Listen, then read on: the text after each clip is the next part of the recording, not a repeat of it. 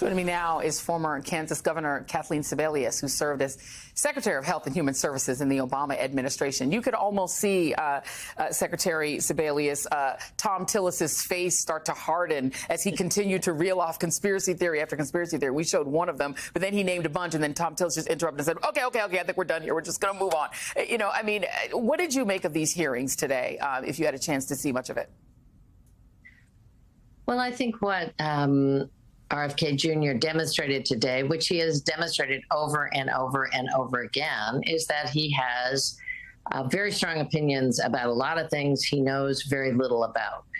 That doesn't stop him from announcing opinions as fact. It doesn't stop him from making recommendations that are widely disputed by scientific evidence, and that makes him very, very dangerous in the position as the major health minister of the United States. Yeah, he didn't seem to actually understand the job. There were points at which it wasn't clear that he understood actually what his job would be. But let me just go through a few of the senator's questions and get your response. Here's Senator Bernie Sanders of Vermont questioning him as to whether he believes health care is a human right. Do you agree with me that the United States should join every other major country on earth and guarantee health care to all people as a human right? Yes? No? Senator, I can't give you a yes or no answer to that question. Health care a human right? Is health care a human right?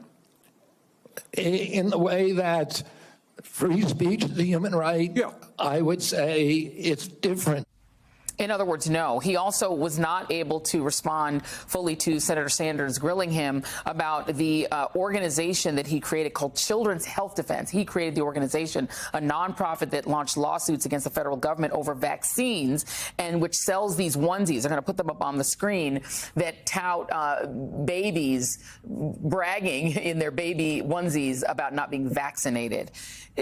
What do you make of the fact that we would have a Health and Human Services Secretary who does not believe that health care is a human right, but seems to still believe in at least some anti-vaccine ideas? Well, first of all, again, RFK Jr. has made his fame and his fortune on being a vaccine denier, a vaccine opponent, saying clearly, not once, not twice, but over and over and over again, there is no safe and effective vaccine. I am appalled by a number of the people nominated by President Trump that they come before the committee, they immediately contradict statements or accusations or experiences that they have on the record. But Bobby Kennedy clearly does not believe there's a safe and effective vaccine. And he still is, although he has withdrawn his name from this organization, the organization is suing vaccine makers. He still is making referral fees from those lawsuits. So he has not gotten very far away from the original point of view. I think he's not being very honest with the committee when he says, you know, yes, I vaccinated my children. That's so his children can go to school. That doesn't stop him from going to state and local governments who make vaccine decisions about schools and daycares, that they should question the vaccines, that they should take a look at it. Joy, the data in the United States is not good. We have a growing group of adults who are questioning vaccines for their children and withholding vaccines from their children. If we get to a much lower number than we are right now, it really runs the risk of lots of kids, lots of unvaccinated people being subjected to diseases that have long been abolished in the United States. That makes everybody a whole lot less safe. So this is not just about individual parents making individual choices. It's about us as a society looking at potential new cases of polio, potential cases of whooping cough, disease, measles outbreaks that we haven't seen in a very long time, largely due to, I think, misinformation, disinformation promoted by his organization since 2016. Right, and because he is famous, because he comes from a very famous family, his father obviously being RFK Sr. and his father having been the brother of the late president, he carries a lot of weight. I mean, that came up in the conversations about Samoa, where it is believed that his fame and his influence influenced people not to take measles vaccines, and people died. He does not want to take responsibility for that. But you mentioned him profiting. Senator Elizabeth Warren brought this up. The idea that this advocacy he's done has not been something he's subjected his own children to, but he has made a lot of money. Senator Warren tried to get to that. Take a listen. I want to know if you will commit right now that not only will you not go to work for drug companies, you won't go to work suing the drug companies and taking your rake out of that while you're a secretary and for 4 years after. It's just... I'll commit to not taking any fees from drug companies while I'm secretary. No.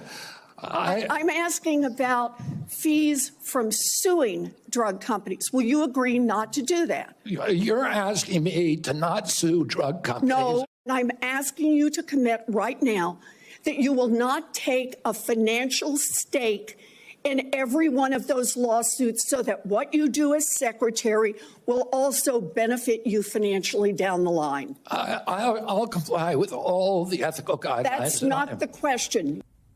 And the point being that his influence as HHS secretary could be phenomenal in terms of weighing in on decisions regarding things like mifepristone, which is something that's already been subject to lawsuits, whether or not new COVID vaccines could come out. I mean, there's a lot of opportunities. And this is somebody who, as Senator Warnock pointed out in his questioning, has compared the Centers for Disease Control to the Nazi death camps and to, the attacks of sexual attacks on children. Like he's very known for his positions, and now he would be in a position to take positions as HHS secretary that could financially benefit him.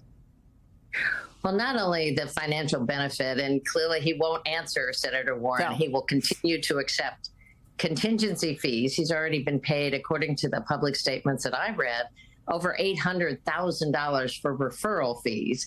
He said, I won't personally try the cases. Well, clearly that would be illegal as secretary, but he will continue to take the fees associated with those cases. But Joy, he couldn't answer basic questions about what is Medicare, what is Medicaid. He clearly doesn't know what the Affordable Care Act is, because he said people don't like it because they like private insurance. The Affordable Care Act is entirely private insurance. It's people buying private insurance plans on the open market. So I'm also very concerned that he does not really understand the agency that he's been nominated to run. He talks about going after food supplements and issues around food, all of which I think is admirable, and some of which I certainly agree with.